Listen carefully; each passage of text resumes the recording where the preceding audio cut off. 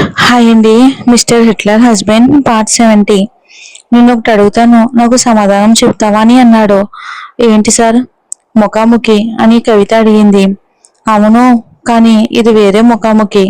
నేను నా కాలేజీలో నిన్ను చదివించిన వాళ్ళ చేతుల మీదుగానే డాక్టర్ పట్టా తీసుకుంటానని మొండిపట్టు పట్టావు కదా, ఎందుకు అని సుభాష్ అడిగాడు. సార్, ఒక విషయం స్పష్టంగా చెప్తున్నాను. నా జీవితంలో నాకు ఏ నమ్మకము ఉండేది కాదు. కానీ నాకు మళ్ళీ నమ్మకం వచ్చింది ఆ మెడికల్ కాలేజ్ సీటు దొరికిన తర్వాత. నేను కలలో కూడా అనుకోలేదు. మీకు తెలియదు, చిన్నప్పటి నుంచి అగ్గిపెట్టితో సెటస్కోప్ చేసి ఒక్కొక్కరిని పరీక్ష చేస్తున్నట్టు ఆడుకునేదాన్ని. డాక్టర్ అవటం అనేది నా కళ అనడం కంటే నా ప్రాణం అని చెప్పొచ్చు. కానీ పెద్ద అవుతున్న కొద్దీ తెలిసింది, డబ్బు ఉంటేనే డాక్టర్ అవ్వగలమని. లక్షల రూపాయలు ఖర్చు పెట్టి చదివించే స్తోమత మా ఇంట్లో లేదు. ఆ విషయం మీకు బాగా తెలుసు. అలాంటప్పుడు ఏమీ లేదనుకుంటున్న సమయంలో దేవుడిచ్చిన వరంలా ఆ చదువు నాకు దొరికింది. నేను ఎంతో ఇష్టపడిన చదువును మీరు నాకు ఇచ్చారు. అది తలుచుకుంటేనే నాకు చాలా సంతోషంగా ఉంటుంది అని కవిత చెప్పింది. మరి దాని గురించి నా దగ్గర ఒక మాట కూడా ఎందుకు అడగలేదు అని అన్నాడు సుభాష్. ఎందుకు అడగలేదంటే, ఇంటికి వెళ్ళిపోతే అది మన వ్యక్తిగత విషయం అయిపోతుంది కదా. ఆ స్థానంలో నేను ఏది అడిగినా అది తప్పుగా అనిపిస్తుంది. నిజం చెప్తున్నాను సార్, మీ మీద నాకు చాలా కోపం ఉండేది. కానీ నన్ను చదివించారని తలుచుకున్నప్పుడు మీ మీద కోపడలేకపోతున్నాను. అదే సమయంలో మీరు నాకు చేసింది మర్చిపోలేని మానని గాయం సార్. దాని అంత తేలిగ్గా మర్చిపోయి మామూలుగా మిమ్మల్ని అంగీకరించి మీతో నేను కాపురం చేయలేను. నన్ను అడిగితే మీరు నాకు ఒక గురువు. మీ దగ్గరే నేర్చుకోవాల్సింది చాలా ఉంది. అదే సమయంలో ఇంటికి వెళ్ళిపోతే ఆ భార్యాభర్తల బంధంలోకి అడుగు పెట్టేంత పరిపక్వత నాకు ఇంకా రాలేదు అని అంది కవిత. సరే కవి, నేను నేను ఇబ్బంది పెట్టను, కానీ ఒక విషయం అని అన్నాడు సుభాష్. చెప్పండి సార్ అని అంది కవిత. నేను చేసింది నువ్వు క్షమించలేని తప్పే. దాన్ని నేను ఒప్పుకుంటున్నాను. దానికి నేను చాలానే బాధపడ్డాను కవిత. ఇకపై నీతో కలిసి జీవించి నేను సంతోషంగా చూసుకోవాలని ఆశపడుతున్నాను. నా మనసులో ఇప్పుడు నువ్వు పూర్తిగా ఉన్నావు. అను నా ప్రేమగా నా మనసులో ఉన్నప్పుడు అప్పుడు నీ మీద నాకు ఇంట్రెస్ట్ రాలేదు. ఇప్పుడు ఆమె ఒక పాపగా నా చేతిలో ఉంది. తండ్రి అనే బాధ్యత నాకు వచ్చింది. నా కూతుర్ని బాగా పెంచి పెద్ద చెయ్యాలి అనే ఆలోచన ఉన్నప్పుడు ఆ అను అనే పేరును నేను ప్రేమగా చూడలేకపోతున్నాను. నా కూతురుగానే చూస్తున్నాను. అలాంటప్పుడు నా మనసులో భార్య అనే స్థానంలో నువ్వు మాత్రమే ఉన్నావు. ప్రేమ అని చెప్పలేను. జీవితంలో ప్రతి మనిషికి ప్రేమ పుడుతుంది. ఆ ప్రేమ ఫలించిన సంతోషమే. ఒకవేళ లేకపోతే అది ఒక జ్ఞాపకంగా మాత్రమే మిగిలిపోతుంది. అను చాలా మంచిది. ఆమె తన ప్రాణ త్యాగం చేసి నాకు ప్రాణం పోసింది. ఇప్పుడు నాకు కూతురుగా దొరికిందని ఆమెను నా కూతురుగా చూస్తున్నాను. నువ్వే చెప్పు కవిత, నా కూతురుగా ఆమెను నా గుండెలపై మోస్తున్నప్పుడు ఒక ప్రేమగా నేను ఎలా తలచగలను?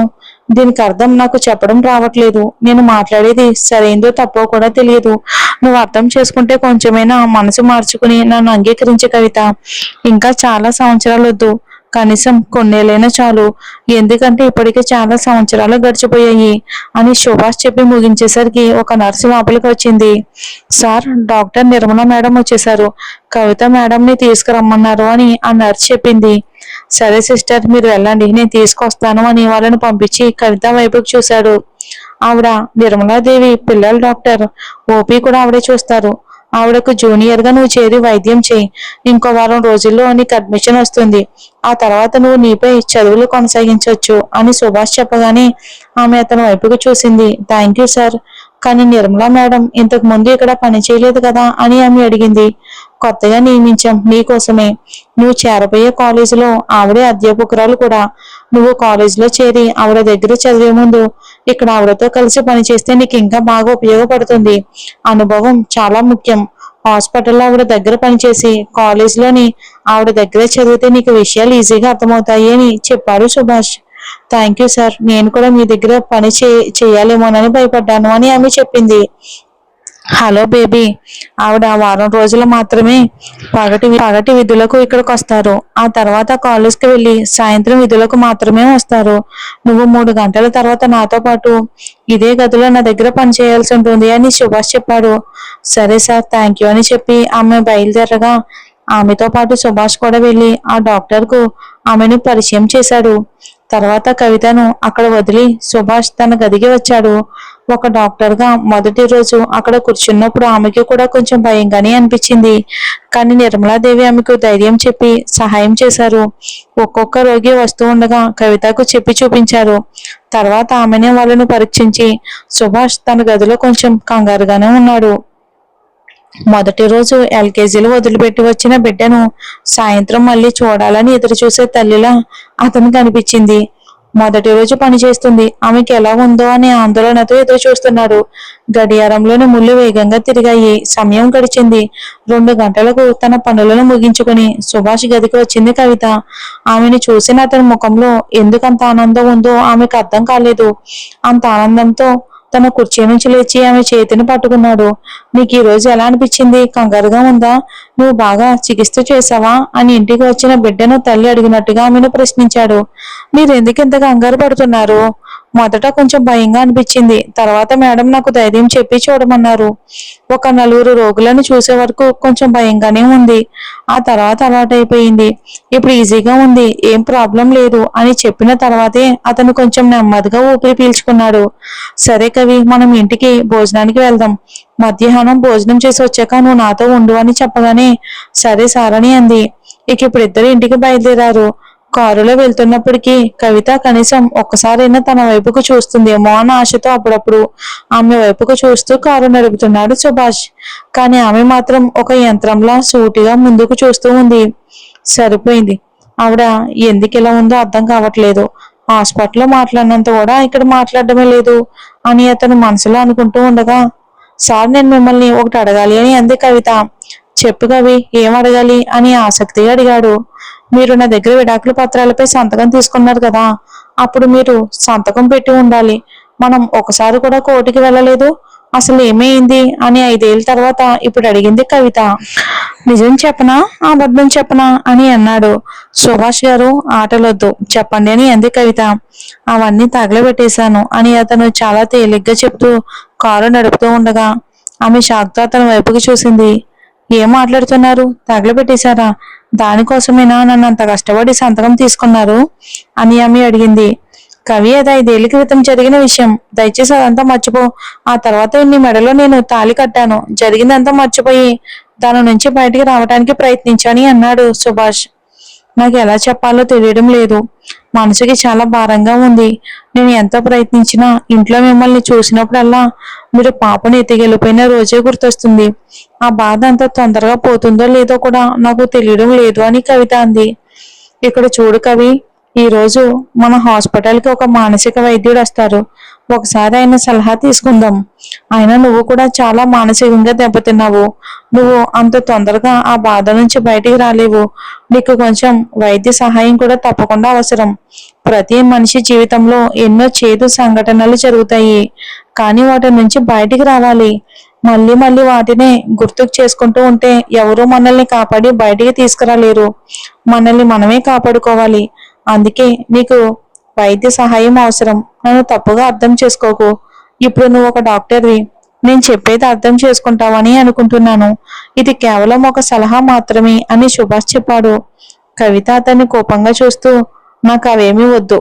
నేను నా పాపతో బాగానే ఉన్నాను అని అంది. పిల్లలా మాట్లాడుకో కవిత. ఇప్పుడు అను చిన్నపిల్ల. మన మధ్య ఉన్న సమస్యలు తనకు తెలియవు. తనకి కొంచెం పెద్ద అయ్యాక నువ్వు నా దగ్గర ఎంత సంతోషంగా ఉన్నట్టు నటించినా నిజం తేలిగ్గా గుర్తించేస్తుంది. మన అమ్మాయి జీవితం బాగుండాలి. అందుకే చెప్తున్నాను, నువ్వు పూర్తిగా మారితేనే నాతో సంతోషంగా ఉండగలవు. కవి, ఇక్కడ చూడు, నేను తప్పు చేశాను. అది నేను ఒప్పుకుంటున్నాను. దానికి నువ్వు నాకు ఏ శిక్ష వేసినా పర్వాలేదు. కానీ అన్నిటికన్నా ముఖ్యమైనది నువ్వు ఆ బాధ నుంచి బయటికి రావటం. ప్రయత్నించు కవిత. తప్పకుండా సలహా తీసుకుంటే నువ్వు దాని నుంచి బయటపడగలవు. ఒక డాక్టర్గా నీకు నేను చెప్తున్నాను. దీన్ని అంగీకరించాలా వద్దా అనేది అది నీ ఇష్టం అని అన్నాడు సుభాష్. ఎందుకు మీరు కూడా అను విషయంలో బయటకు రాలేక నన్ను పెళ్లి చేసుకున్న తర్వాత కూడా బాధపడ్డారు కదా, మరి అప్పుడు ఎందుకు మీరు సలహా తీసుకోవాలి అని ఆలోచించలేదు అని కవిత అడిగింది. నీతో చెప్పడానికి ఒక ముఖ్యమైన విషయం ఉంది కవి, అర్థం చేసుకో. నేను ముంబై వెళ్ళిన తర్వాత కొంతకాలం నీ గురించి ఆలోచించలేదు. కానీ నేను చేసిన పని నాకు చాలా తప్పుగా అనిపించింది. అందుకే నేను సలహా తీసుకున్నాను. అక్కడ పేరు పొందిన డాక్టర్ అశోక్ మెహతా ఉన్నారు. ఆయన దగ్గరే నేను సలహా తీసుకున్నాను. కొద్ది రోజుల్లోనే నేను ఆ బాధ నుంచి బయటికి రాగలిగాను. నేనేం చేశానో నాకు స్పష్టంగా అర్థమైంది. ఆ తర్వాత భయంతోనే నీ దగ్గరకు రాలేకపోయాను. శశి వచ్చి ధైర్యం ఇచ్చాడు, అందుకే వచ్చాను. నువ్వు అర్థం చేసుకో కవిత. జీవితం చాలా అందమైనది. బ్రతుకున్నప్పుడే దాని విలువ తెలుసుకోవాలి. కోల్పోయిన తర్వాత వెతికినా ప్రయోజనం లేదు. నేను కోల్పోయి ఇప్పుడు వెతుకుతున్నాను కవిత. ఇప్పుడు మనకు ఒక అవకాశం ఉంది. నువ్వు నేను మనసు పెడితే మన భవిష్యత్తును చాలా అందంగా సంతోషంగా తీర్చిదిద్దుకోగలం. ఒక విషయం నీకు స్పష్టంగా చెప్తున్నాను. చచ్చిపోయిన కొన్ని జ్ఞాపకాలకు మనం మళ్ళీ మళ్ళీ ప్రాణం పోస్తూ ఉంటే మనం బతుకున్న రోజులే మనల్ని చంపేస్తాయి. అది అర్థమైతే నువ్వు సలహా తీసుకోవడానికి వస్తావు. నీకు ఒక స్పష్టత కూడా వస్తుంది అని అన్నాడు సుభాష్. కొద్దిసేపు ఆలోచించిన తర్వాత, సరే, మిమ్మల్ని ఒక మంచి గురువుగా భావిస్తున్నాను. అందుకే మీ సలహాను నేను అంగీకరిస్తున్నాను. నేను డాక్టర్ని కలవడానికి వస్తాను అని అంది కవిత. థ్యాంక్ యూ కవి, చాలా థ్యాంక్ యూ అని చెప్పి ఇంటి దగ్గరకు రాగానే కారాపాడు. ఆమె అతన్ని చూసి, ఏమైంది, గేటు లోపలికి వెళ్లకుండా ఇక్కడే కారాపారు అని అడిగింది. సాయంత్రం పాపతో సినిమాకి వెళ్దామని చెప్పావు కదా, అందుకే రాత్రి ప్రదర్శనకు వెళ్దామా అని అడగడానికి ఆపాను అని అన్నాడు సుభాష్. అయ్యో, మీరు దాన్ని నిజంగానే తీసుకున్నారా? దానిని ఏదో సంప్రదించడానికి సరదాగా అన్నాను అని అంది కవిత. ఓ అలాగా, నేను నిజమని అనుకుని రాత్రికి 2 టికెట్లు కొనేశాను అని అమాయకంగా చెప్పడంతో అతన్ని చూసి ఆమె చిన్నగా నవ్వింది. సరే, పర్వాలేదు, మనం వెళ్దాం అని చెప్పిన తర్వాత కారు గేటు లోపలికి వెళ్ళింది. అమ్మ అంటూ అను పరిగెత్తుకుంటూ వచ్చి ఆమెను కౌగిలించుకుంది. తన కూతుర్ని చూసి చిన్నగా నవ్విన సుభాష్, అను కుట్టి సాయంత్రం సినిమాకి వెళ్దామా అని అడగ్గా, వెళ్దాం నానా అని అంది. సరే, ఇప్పుడు రండి తిందాం అని లోపలికి తీసుకెళ్లి చేతులు కడుక్కోవడం చేయించి పాపతో పాటు భోజనంలో కూర్చున్నాడు. అప్పటికే విద్య వచ్చి వారికి భోజనం వడ్డించింది. అమ్మ, మీరు తిన్నారా అని సుభాష్ ఆమెను అడిగాడు. నేను అక్క తిన్నాం. అను మాత్రం అమ్మ నాన్న రాకుండా తిన్నాని చెప్పేసింది. అక్క ఎంతసేపు ఎత్తుకుని తిప్పినా తినలేదు అని విద్య చెప్పింది. ఏ అను కుట్టి, అలా చేయకూడదు. కొన్నిసార్లు అమ్మ నాన్నలు రావడానికి లేట్ అవుతుంది. ఇలా తినకుండా ఉంటే త్వరగా పెద్ద అమ్మాయివి ఎలా అవుతావు చెప్పు అని సుభాష్ అడిగాడు. ఆమె కూడా తన ముద్దు పలుకులతో ఏదో మాట్లాడుతూ ఉంది. ఇంకా 1 గంట తర్వాత సుభాష్ మళ్ళీ కవితను హాస్పిటల్కి తీసుకెళ్లాడు. పూజ దగ్గరికి వద్దాం. హే పూజ, ఈ జ్యూస్ అయినా తాగుతావా? మా మంచి పిల్లవి, బుద్ధిమంతురాలివి కదా అని తన భార్యను బ్రతిమాలుతున్నాడు మారన్. మారన్, నా వల్ల కావట్లేదు. ఇలా జ్యూస్ ఇస్తూనే ఉంటే నేనేం చెయ్యాలి అని ఆమె కూడా నీరసమైన గొంతుతో అంది. పూజ, మా ప్రియతమా, కడుపులో ఉన్నది నా బిడ్డ. నువ్వు బాగా తిని ఆరోగ్యంగా ఉంటేనే కదా నా బిడ్డ కూడా ఆరోగ్యంగా ఉంటుంది. నా 2 బిడ్డలు ఆరోగ్యంగా ఉండాలి, అర్థమైందా అని అన్నాడు మారన్. మారన్ అరచేతిలో పెట్టుకుని చూసుకోవటం గురించి విన్నాను, కానీ ఇది అంతకంటే ఎక్కువగానే ఉంది. అన్ని పనులు మీరే చేస్తున్నారు. నన్ను ఒక్క పని కూడా చేయనివ్వటం లేదు. ఇక్కడ చూడండి, 7 నెలలు అయ్యింది. ఇప్పుడు నేను కొంచెమైనా పని చేస్తేనే కదా బాగుంటుంది అని పూజ అంది. ఏం చేయను ప్రియతమా, కడుపులో బిడ్డతో నువ్వు పని చేస్తుంటే నాకు చాలా కష్టంగా ఉంటుంది. ఇక అందుకే నా భార్యకి నేనే సేవ చేస్తున్నాను అని అన్నాడు మారన్. మారన్, నాకు అమ్మని చూడాలని ఉంది. నన్ను కోయంబత్తూరుకి తీసుకెళ్తావా? అక్కడికి వెళ్తే అమ్మ, పెద్దమ్మ, నాన్న, అన్నయ్య, వదిన, అన్నుకుట్టి అందరూ ఉంటారు. కొంచెం సరదాగా ఉంటుంది. ఇక్కడ మనం ఇద్దరమే ఉన్నాం. మామయ్య కూడా ఢిల్లీలో స్థిరపడ్డారు. ఏం చెయ్యాలి అని పూజ అడిగింది. సరేరా, నేను నిన్ను రేపు తీసుకెళ్తాను. ఈ రోజు బుద్ధు మంత్రాలలా ఇక అది తిని రెస్ట్ తీసుకుంటావా అని రెస్ట్ తీసుకుంటావు కదా అని అన్నాడు. ఇప్పుడు అతను తన పనిని ఇంకా ల్యాప్టాప్ లో కొనసాగించాడు, తన వర్క్ ని. పూజ ప్రెగ్నెంట్ అయినప్పటి నుంచి అతను తన పనులన్నీ ఇంటికే మార్చుకున్నాడు. ఉన్న చోట నుంచే తన వ్యాపారాలన్నింటినీ చూసుకుంటున్నాడు మారన్. 2 సంవత్సరాలు గడిచిన తర్వాత పూజ ప్రెగ్నెంట్ గా ఉండగా ఆమె తన బిడ్డను కడుపులో మోస్తూ ఉంటే మారన్ ఆమెను తన గుండెల్లో మోస్తున్నాడు. కోయంబత్తూరులో ఆ రోజు సాయంత్రం మానసిక వైద్యురాలు రాగానే సుభాష్ కవితను సలహా కోసం తీసుకెళ్లాడు. చాలాసేపు సలహా ఇచ్చిన తర్వాత ఆమెకు కొన్ని మాత్రలు ఇచ్చి, ఏం పర్వాలేదు సుభాష్, ఆమె త్వరలోనే కోలుకుంటారు. ఆమె మనసుని ఒక విషయం చాలా లోతుగా గాయపరిచింది. ఎవరికైనా బాధ ఉంటుంది. కడుపులో బిడ్డ ఉన్నప్పుడు ప్రతి తల్లి బిడ్డ పుట్టాక ఎలా ఉంటుందో ఊహించుకుంటూ ఎన్నో కష్టాలు పడుతుంది. కానీ ఒక ఆడపిల్ల ప్రసవ వేదనతో తల్లడిల్లి ఆ నొప్పితో పడుకున్నప్పుడు కూడా ఆ పసిగొందు ముఖం చూస్తే నొప్పి అంతా మర్చిపోతుంది. కానీ మీరు ఆ ప్రసవ వేదనతో విలవిల్లాడుతూ ఉంటే బిడ్డను ఎత్తుకెళ్ళిపోయారు. ఆ నొప్పి అలాగే ఆమె మనసులో ఉండిపోయింది. అదే ఇంత కష్టానికి కారణం. కొంచెం కొంచెంగా ఆమె దాని నుంచి బయటకు రాగలదు. వారానికి ఒకసారి సలహా ఇస్తాం. త్వరలోనే కోలుకుంటారు. అన్నిటికన్నా ముఖ్యమైన విషయం, సలహా కంటే మీ ప్రేమే చాలా ముఖ్యం. మీరు కవితతో ఎంత ప్రేమగా ఉంటారో అంత తొందరగా ఆమె దాని నుంచి బయటకు వస్తారు అని డాక్టర్ కౌశల్య చెప్పింది. థ్యాంక్ యూ డాక్టర్ అని చెప్పి కవితని ఇంటికి తీసుకెళ్లాడు.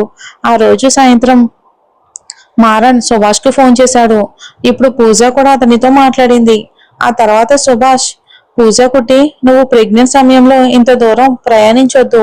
నీకు 7 నెలలు అయిపోయింది. ఏం పర్వాలేదు. మేము ఒక వారంలో చెన్నై వస్తున్నాం. మీకు శ్రీమంతం చేసి మేమే నేను ఊరికి తీసుకొస్తాం. అప్పటి వరకు ఒక వారం ఓపిగ్గా ఉండరా అని చెప్పాడు. సరే అన్నయ్య, అయినా చూడాలని నాకు చాలా ఆశగా ఉంది. ఒక వారం చాలా ఎక్కువగా అనిపిస్తుంది అన్నయ్య. రేపే రావచ్చుగా అని పూజ అంది. లేదమ్మా, ఒక వారంలో మంచి రోజు చూసి అందరికీ చెప్పి ఘనంగా చేద్దాం, సరేనా అని అన్నాడు. సరే అన్నయ్య అని చెప్పి ఫోన్ పెట్టేసింది పూజ. ఇక ఆ రోజు రాత్రి మూవీకి సుభాష్ కవిత పాప కలిపి మూవీకి వెళ్ళారు. ఇక కోయంబత్తూరులోని ఒక పెద్ద సినిమా హాల్ అది.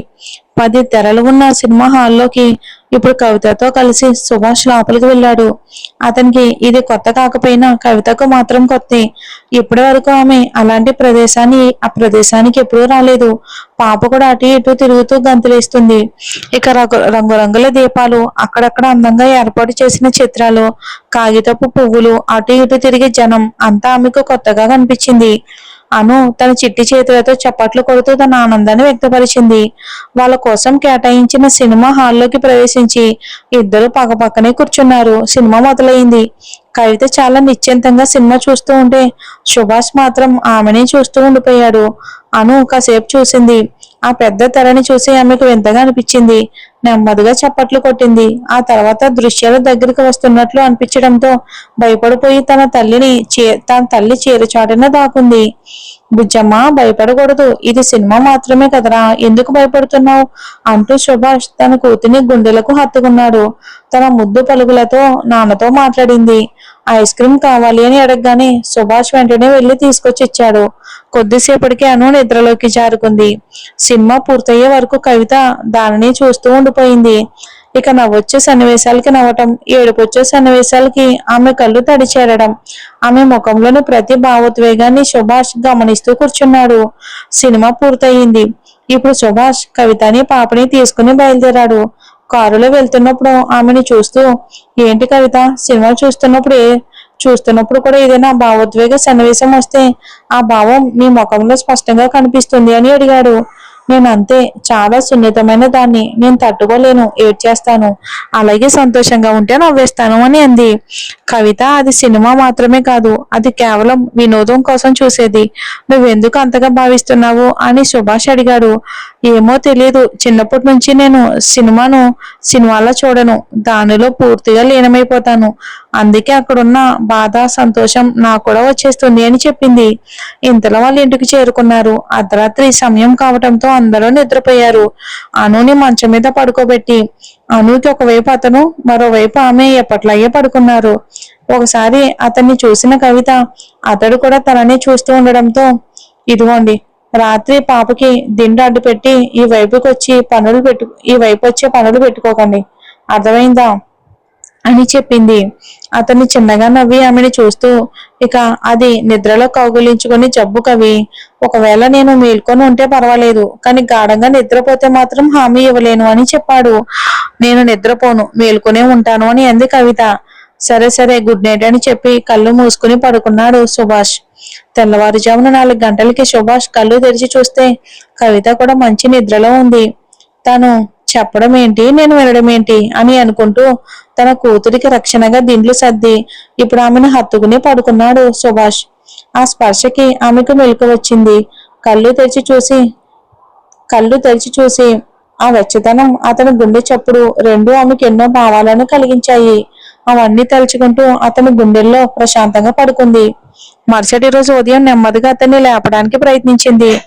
అతని పట్టు నుండి తప్పించుకోలేక నెమ్మదిగా నిద్ర లేచింది. ఏమండి, ఏమండి, నన్ను కొంచెం వదలండి, నేను కిందకి వెళ్ళాలి అని చెప్పడంతో అతను కళ్ళు తెరిచి చూశాడు. ఓ, క్షమించు కవి, నిద్రలో హత్తుకునే జబ్బు అని మళ్ళీ చెప్పాడు.